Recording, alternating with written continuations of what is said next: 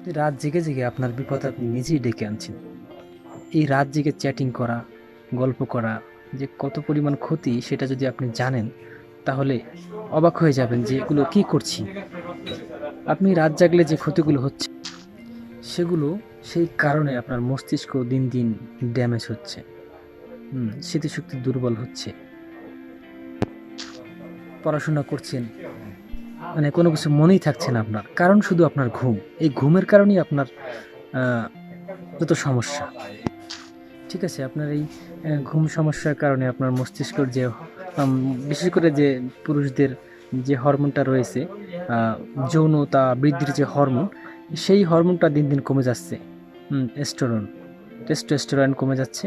হ্যাঁ, যে কারণে আপনার চেহারা খারাপ হয়ে যাচ্ছে, মাথা ঘুরছে সব সময়। হ্যাঁ, তারপর কোনো কিছু পড়লে মন থাকছে না। ওই হরমোন যেভাবে নষ্ট হচ্ছে, আপনার স্মৃতিশক্তি সেভাবে দুর্বল হচ্ছে। সেক্ষেত্রে আপনি কখনো রাত জাগবেন না। রাত জেগে কখনো পড়াশোনাও তো করবেন না, তাছাড়া চ্যাটিং করবেন না। এই মোবাইলের আলট্রা ভায়োলেট রে রশ্মিগুলো আমাদের মস্তিষ্কের জন্য, চোখের জন্য অনেক ক্ষতি। তো আপনি রাত জাগলে, বিজ্ঞান এটা প্রমাণ করছে যে যারা রাত জাগে তাদের জন্য সমস্যা সৃষ্টি হচ্ছে অটোমেটিক।